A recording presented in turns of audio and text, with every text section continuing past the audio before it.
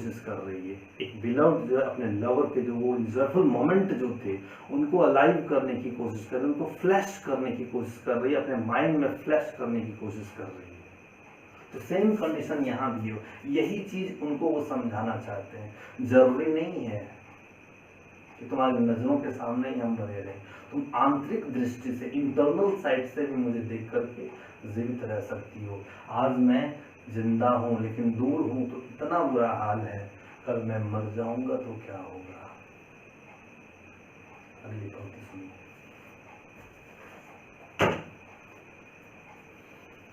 Yesterday night the sun went hence, and yet is here today. He hath no desire nor sense, nor half so sought away. Then fear not me, but believe that I shall make speedier journey, since I take more wings and suppose than he. ये stanza दूसरा stanza, the second stanza of this poem says that, दूसरा stanza कविता कहता है, यहाँ पे भी compare करने का कवि काम करते हैं। कंपेयर करने का क्या काम करते हैं कवि? कंपेयर करने का काम करते हैं खुद को। ये टर्म एक हाइपरबोल आता है, उस हाइपरबोल से रिलेटेड ये टर्म है। इंग्लिश लिटरेचर में एक हाइपरबोल टर्म आता है, वही है यहाँ पे हाइपरबोल। तो वो खुद को, अपने आप को सन से, सूरज से कंपेयर करता है। वो कंपेयर करने की जरूरत उसको क्यों पड़ती है? जरूरत इसलिए पड़ती है, अपनी प्रेमिका को समझाना पड़ता है उसको, क्योंकि वो काफी रो रही होती है, काफी वो उदास, काफी वो चिंतित रहती है। She is very worried, she is so worried about him. उसको लेकर काफी वो चिंतित रहती, चिंता ग्रसित रहती है, इसलिए वो समझाने का काम करती है। वो कवि महोदय कहते हैं, देखो सूर्य को, वो सूरज जिसके पास कोई अपना सेंस नहीं है, कोई दिमाग नहीं है, कोई उसको फीलिंग नहीं है, कोई इमोशन नहीं है उसके पास। He has the lackness of emotion, feelings और सेंस। इन सारे चीज नहीं है, फिर भी उनकी गनीमत देखो कि अगर वो आज डूब गया, पूरब से लेकर के पश्चिम तक की वो यात्राएं की है, यात्रा करने के बाद शाम में वो डूब गया, तो रात भर की यात्रा करने के बाद फिर वो अपने यथावत स्थान, वो पूरब में सुबह सुबह वो उपस्थित रहता है। तो ठीक मैं भी इसी तरह आज मैं जा रहा हूँ, कुछ दिनों बाद मैं जा तो रहा हूँ, लेकिन कुछ दिनों बाद मैं लौट करके फिर तुम्हारे ही पास आऊंगा। ये कहने का, वो समझाने की कोशिश कर रहे हैं। इस लाइन से हमारे देश के एक प्रख्यात गीतकार, हिंदी साहित्य के, हिंदी लिटरेचर के बहुत अच्छे कवि, बहुत सुंदर गीत लिखते हैं वो, उनका नाम है डॉक्टर विष्णु सक्सेना। उन्होंने सेम यही लाइन को फॉलो किया है। हमको लगता है इसी तरीके का वो उन्होंने लाइन के लिखा है, हमको वो याद है, वो याद आ रही है, मैं सुनाता हूँ आपको। वो कहना चाहते, समझिएगा इस चीज को, वो कहना क्या चाहते हैं। क्योंकि ये साहित्य है, ये लिटरेचर है। लिटरेचर अथाह सागर होता है, इसमें अगर डूबते हैं तो डूबते चले जाएंगे, इसकी सीमा नहीं है, अंत नहीं है, अनंत है। ये यही लिटरेचर है, यही साहित्य है, यही कला है। तो वो क्या कहते हैं, सुनिए वो क्या कहते हैं डॉक्टर विष्णु सक्सेना, कि मैं वहीं पर खड़ा तुमको मिल जाऊंगा, जिस जगह जाओगे तुम मुझे छोड़कर। अश्क पी लूंगा मैं, अश्क पी लूंगा और गम उठा लूंगा मैं, सो जाऊंगा तेरी यादों को खोलकर। एक्चुअली मैं वहीं पर खड़ा तुमको मिल जाऊंगा, जिस जगह जाओगे तुम मुझे छोड़कर। सेम चीज का इम्प्लीमेंटेशन यहाँ भी हो रहा है, इस पोएट्री में भी। कवि महोदय यह भी कहना चाहते हैं, यहाँ पे तीन चीज, एक डॉक्टर विष्णु सक्सेना, दूसरा ये किताब का जो लाइन है, और तीसरा कवि खुद। पहला डॉक्टर विष्णु सक्सेना, फिर सूरज, और तीसरा कवि जॉनडन साहब। विष्णु सक्सेना भी यही कह गए, सूरज की भी यही बात हो रही है। कल वो जहाँ डूबा था, जहाँ से गया था डूबने के लिए, फिर वो अपने स्थान पर है। जॉनडन साहब कहते हैं कि मैं जाऊंगा फिर चला आऊंगा। तो सेम चीज का इम्प्लीमेंटेशन हो रहा है, ठीक है। उसके बाद फिर वो कहते हैं कि उसके पास कोई सेंस नहीं है, सूरज के पास कोई सेंस नहीं है, फिर भी वो अपने स्थान पर होता है। और मैं तुमको एक बात और बता देना चाहता हूँ, कवि महोदय अपनी प्रेमिका से कहते हैं, एक बात और तुमको मैं बता देना चाहता हूँ, जितनी तेज गति से, जितनी गति सूरज की होती है डूब करके उगने में, उससे ज्यादा गति से, उससे ज्यादा तेज गति से मैं जाऊंगा और तुम्हारे पास आ जाऊंगा। अगली पंक्ति सुनिए। Oh, how feeble is man's power! If good fortune fall, cannot aid another hour, nor lost our recall, but bad chance, and we join it to our strength, and we this is art and length itself for us to advance. अब देखिए वो क्या समझाना चाहते हैं, क्या कहना चाहते हैं कवि महोदय। वो कहता है, oh how feeble is man's power. आदमी भी कितना लाचार होता है, कितना बेबस होता है, कितना बेबस होता है। जब इनका घड़ी, इनका समय खुशियों भरा होता है ना, खुशियों के सेज पर ये सब सोया हुआ रहता है आदमी, तो किसी दूसरे को याद नहीं करता, अपने आप में वो मस्त रहता है, अपने आप में गुनगुनाता है, अपने आप में खुशियों का आनंद लेता है। लेकिन जैसे ही when bad chance, bad time comes, bad time falls in his life, उसके जीवन में, उसके जिंदगी में जब बुरा वक्त आता है, बुरा समय आता है, तो फिर वो क्या करता है, starts to display his grief before someone। वो किसी दूसरे लोगों के सामने अपना जो ग्रीफ है, उसका जो दुख है, उसका जो सौरो है, उसको वो डिस्प्ले करते चला जाता है, सबको बतलाते चला जाता है, देखिए मेरे साथ ये हुआ है, मेरे साथ ये हुआ, ऐसी घटना घट गई मेरे साथ। ठीक है, तो ये आदमी की प्रवृत्ति बता रहे हैं, नेचर बता रहे हैं, द नेचर ऑफ मैन। किसी पुरुष का नेचर कवि महोदय बतलाना चाहते हैं। एक एग्जाम्पल से हम लोग समझ सकते हैं, जैसे कि मान लीजिए आप में से कोई दो, आप और आपके दोस्त कहीं जा रहे हैं घूमने के लिए, रास्ते में गए, अचानक आपको एक पर्स मिल गया, और पर्स वो भी बहुत सारा पैसा उसमें, वो भी फुल। आपने क्या किया, झट से उस पर्स को पिक किया, उठा करके झट से अपने पॉकेट में रख लिया, इतनी बिजली की रफ्तार से कि आपके दोस्त को भी पता नहीं चला। और इस बात को आपने अपने दोस्त को भी नहीं बताया जो कि आपके साथ साथ चल रहे हैं, क्योंकि ये आपका एंजॉयफुल लाइफ है, एंजॉयफुल मोमेंट है, प्लेजरस मोमेंट है। आप काफी खुश होते हैं इस समय, आप खुश हुए इस समय, और अपने दोस्त को भी बताना आप मुनासिब नहीं समझे। ये होती खुशी। उसके बाद आफ्टर दैट, ठीक है, फिर आप कहीं जा रहे हो, दोनों दोस्त जा रहे हैं, जाते जाते अचानक आपको पता चलता है आपका पर्स गिर गया। आप पता करते हैं मेरा पर्स कहाँ है, झट से दोस्त को पकड़ते रहे, तूने मेरा पर्स लिया क्या? तो ये क्या है भाई, आपका पर्स गायब नहीं हुआ कि बेचारा निर्दोष आपके जो इनोसेंट फ्रेंड है उसका गट्टा पकड़ लिया आपने, मेरा पर्स लिया तुमने। तो यही चीज है, यही चीज बतलाने की कोशिश कर रहा हूं मैं, कि जैसे ही आपको दुख हुआ, जैसे ही आप सैडनेस फील हुई आपको, जैसे ही आपको दुख हुआ, तो फट से डिस्प्ले करना स्टार्ट कर दिए, फट से लोगों को बताना स्टार्ट कर दिए, मेरे साथ ये घटना घटित हो रही है, मेरे साथ ये दुख हो रहा है। ठीक है, लास्ट लाइन इस स्टैंजा का कहता है कि and we join to our strength. अगर हम लोगों के जिंदगी में, अगर हम लोगों के लाइफ में कोई सैड मोमेंट आता है, कोई बैड मोमेंट आता है, कोई खराब पल आता है, कोई दुख की घड़ी अगर आती है, तो उसकी बढ़ चढ़ करके उसमें हम लोगों को हिस्सा लेना चाहिए। कि इसलिए कि इससे हम लोगों को सीख मिलती है। अब देखिए सीख, टीच यहाँ एक प्रयोग वर्ड किया गया, प्रयोग कि टीच मिलती है, सीख मिलती है, एक लेसन मिलता है हम लोग को। लेसन क्या मिलता है, जैसे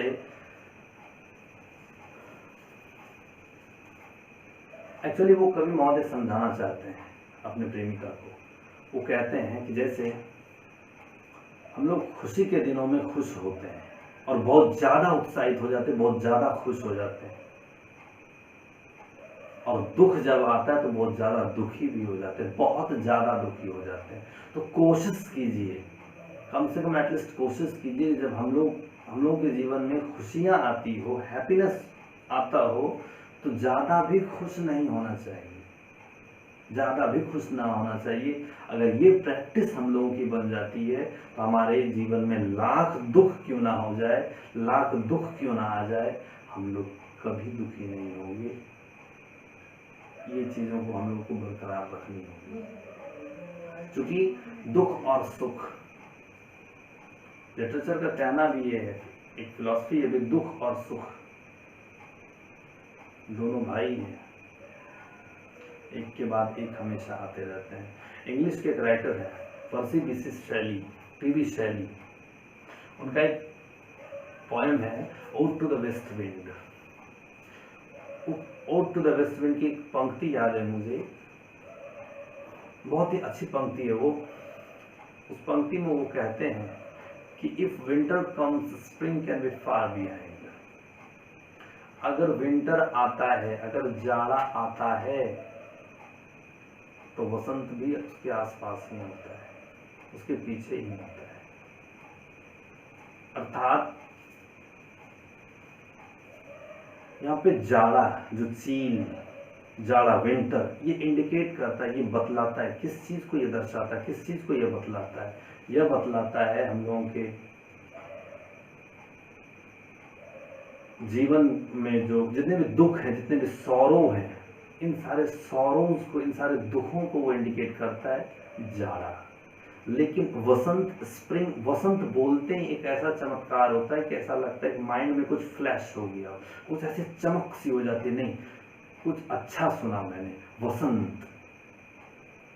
तो ये खुशियां, मतलब खुशनुमा पल होता है, ये मौसम जो होता है खुशियों से भरा हुआ, that is full of happiness, this season is full of happiness, ये खुशियों से भरा हुआ मौसम होता है।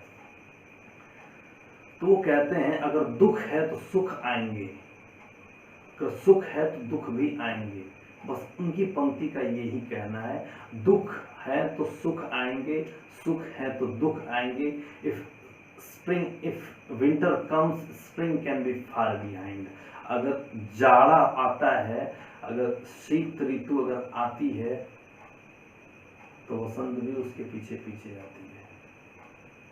ये चीज उनका कहना है।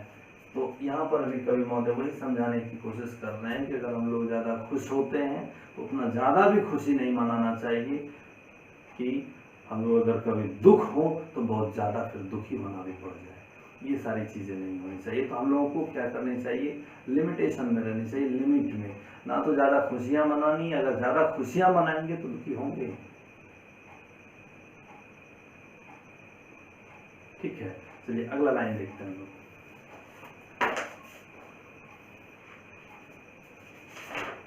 चौथी स्टैंजा।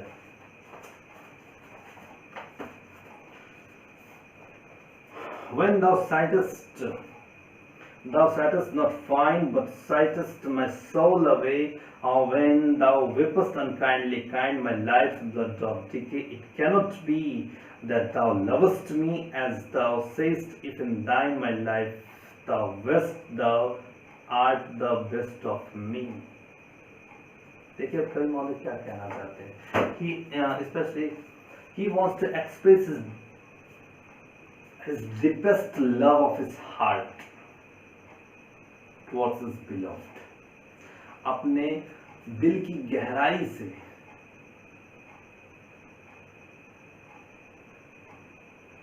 जो सबसे मतलब अपने प्रेमिका के लिए, अपने बिलव्ड के लिए, अपने दिल की गहराई से वो एक जताना चाह रहे हैं, वो दिखाना चाह रहे हैं कि वो कितना ज़्यादा अफेक्शनेट है उनसे, कितना ज़्यादा वो उनको पसंद करते हैं, कितना ज़्यादा वो उनसे मोहब्बत करते हैं। ये चीज़ वो दर्शाने की कोशिश कर रहे हैं इस लाइन से। और वो कहते हैं, वो इस चीज़ को दर्शाते हुए कहते हैं, जब तुम सांस लेती हो, जब तुम आहें भरती हो, आहें भरना इट मीन्स यहाँ पे वो काफ़ी वो रोती है, जब वो कोई लड़कियां अगर रोती हैं, आप लोगों में से कुछ ऐसे लड़के होंगे जो कि इस दर्द को समझने की कोशिश कर रहे होंगे और समझ भी रहे होंगे, क्योंकि हो सकता है कि किसी आप में ये पॉसिबल है, उम्र है आपकी अभी, कि ऐसा सिचुएशन आप लोग की लाइफ में भी हो सकता है आया हो।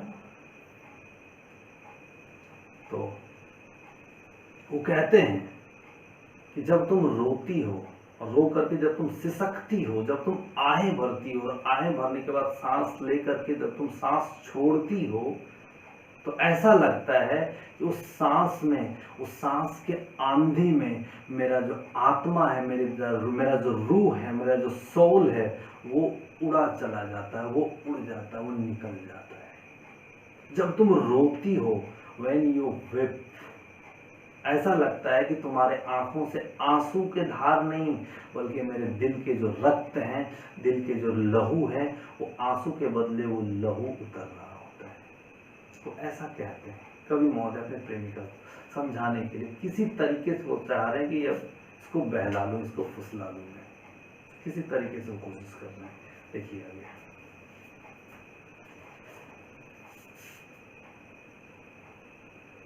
फिर वो कहते हैं तुम ऐसे that thou lovest me as thou sayest, if in thy my life thou waste, thou art the best of me।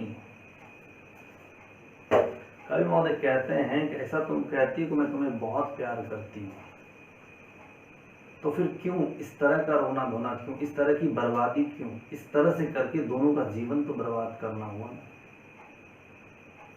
जब we love each other very much, और ज़्यादा एक दूसरे से हम मोहब्बत करते हैं, और छोटी छोटी बातों के लिए ये इस तरीके की जो कंडीशन, इस तरीके के जो बैड सिचुएशन जो अराइज होते हैं, ये सारा चीज़ क्या करता है, हमारे बीच खलल डालता है, हमारे बीच की दूरियों को बढ़ाता है। तो ये बर्बादी की कगार पे, ये बर्बादी की ओर हम लोगों को ले जाता है।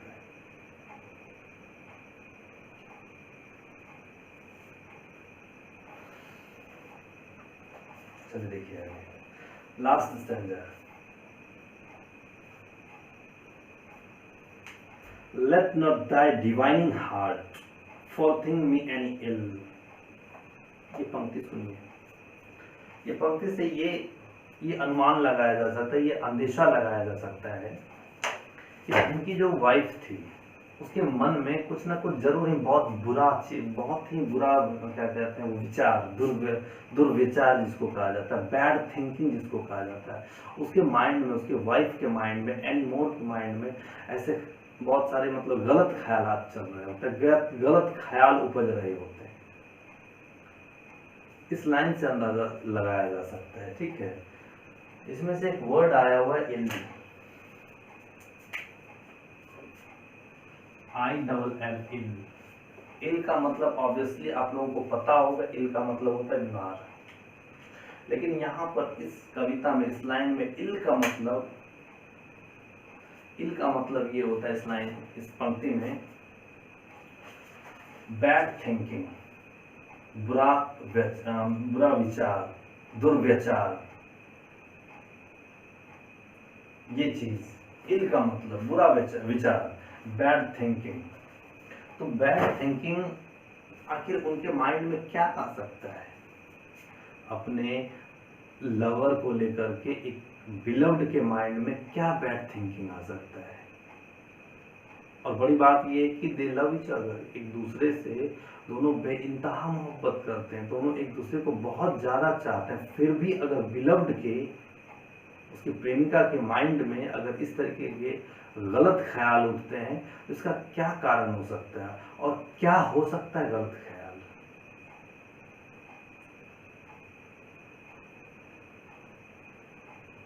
कहीं ना कहीं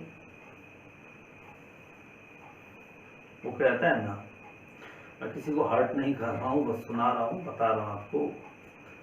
मैंने सुना था कहीं कि लड़कियों का दिल कमजोर होता है, हो सकता है ये भी कारण हो। और दूसरी बात, उसके माइंड में जो बुरा ख्याल ये आते हैं और ये इस चीज से कभी भी परेशान होते हैं और वो बतलाना चाहते हैं। वो कहते हैं कि उसके मन में तो आखिर क्यों तुम्हारे मन में इस तरीके के, तुम्हारे मन में मतलब तुम्हारे, ये यहाँ पे दिया गया है एक वर्ड आया हुआ एडजेक्टिव, वो वर्ड है divining heart. Divining heart, divining heart का मतलब होता है तुम्हारा पवित्र हृदय। अपने पवित्र हृदय में इस तरीके के बुरे विचार को, इस तरीके के बैड सिचुएशन, बैड थिंकिंग को क्यों उपजने देती हो। बैड थिंकिंग का मतलब ये होता है उसके मन में ये बैठा हुआ था कि जब ये हम अब्रॉड जाएगा, जब ये विदेश जाएगा, तो हो सकता है हमको सदा के लिए छोड़ देगा ये, और सदा के लिए छोड़ करके किसी दूसरे औरत के साथ, किसी दूसरी लड़की के साथ वहाँ वो अपना आराम से वो रहेगा, वहीं पर वो शिफ्ट कर जाएगा, हमको सदा के लिए छोड़ जाएगा। ये सारी चीज उसके मन में आते हैं। तो कहता है ऐसे पवित्र आत्मा में, ऐसे पवित्र हृदय में इस तरीके के नकारात्मक भाव, इस तरीके का नकारात्मक विचार कैसे उपजा लेती हो तुम? ये तो तुम्हें नहीं करना चाहिए। डेस्टिनी में take that part and may the fierce fulfil. अब देखिए क्या कहते हैं, बहुत अच्छी लाइन है ये, लेकिन एक चीज की भरोसा वो दिलाते हैं क्या? देखो डेस्टिनी, डेस्टिनी का मतलब होता है भाग्य, फेट। भाग्य कभी भी करवट ले सकती है। कभी कहते हैं ठीक है तुम अपने मन में इस तरीके का बुरे ख्याल लाती हो, लेकिन क्या करेंगे, कर भी क्या सकते हैं। हो सकता है कि भाग्य जो है, हमारा जो फेट है, हमारा जो नसीब है, वो कुछ बुरा कर डाले, वो पलट जाए। आज हम लोग खुश हैं, कल हो ना हो हमारे नसीब में कुछ बुरा दौर आ जाए, बुरा वक्त आ जाए। तो भाग्य का खेल निराला होता है। भाग्य अलग चीज है। अगर भाग्य ही पलट जाए तो क्या करेंगे, वो जो हमारा जो इंजॉयफुल लाइफ है वो बहुत ही सॉरोफुल लाइफ हो जाएगा, मतलब बहुत ही बदतर जीवन हम लोगों का हो जाएगा। इसलिए तुम क्यों उपजने देती हो इस तरह के ख्यालात। उसके बाद वो कहते हैं but think that we are but turned aside to sleep, they who one another keep live nor never parted be। और फिर से वही चीज को रिपीट करना चाहते हैं। लाइन थोड़ा सा अलग किया कवि महोदय, लेकिन उसका जो सेंस है, जो पहले आपको बताया गया था पार्टिंग और डेथ के बारे में, ठीक उसी चीज को यहाँ बतलाने की कोशिश की है कवि महोदय। वो कहते हैं सेम चीज कि हम लोग दोनों के बारे में सोचो।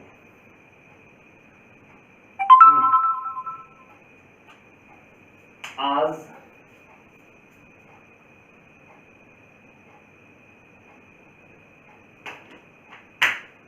ये चीज कि जरूरी नहीं है कि एक प्रेमिका के सामने, एक बिलव्ड के सामने हमेशा उसका लवर रही ही रहे। ये जरूरी नहीं है और ये संभव भी नहीं है। कभी ना कभी सेपरेशन आना ही आना है, कभी ना कभी पार्टिंग होना ही होना है, कभी ना कभी बिछड़न होना ही होना है।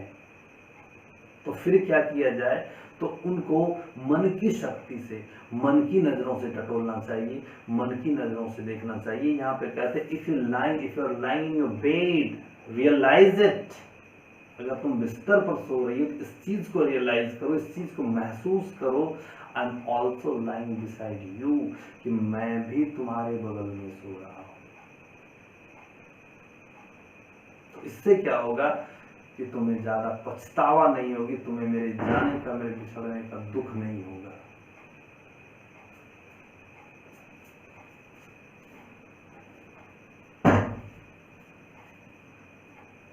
तो इतना कहते हुए ज्यादा एक्सटेंड नहीं करते हैं क्योंकि टाइम भी बहुत ज्यादा हो गया है। 1:15 बज चुके हैं रात के। So let's finish this class today and कल इसी तरीके से नेक्स्ट चैप्टर आपको, आपका नेक्स्ट चैप्टर, अगला चैप्टर जो होगा उसको फिर इसी तरीके से बताया जाएगा। और फिर इसके बारे में कल डिटेल से थोड़ा सा डिटेल जानेंगे। फिर आपका जो ऑब्जेक्टिव और सब्जेक्टिव आपको किस तरह से दिया जाएगा, कैसे दिया जाएगा, वो कल आपको बताएंगे। फिलहाल आज इसको यहीं तक रहने देते हैं क्योंकि रात भी काफ़ी ज़्यादा हो गई है, सोना भी है। Thank you so much.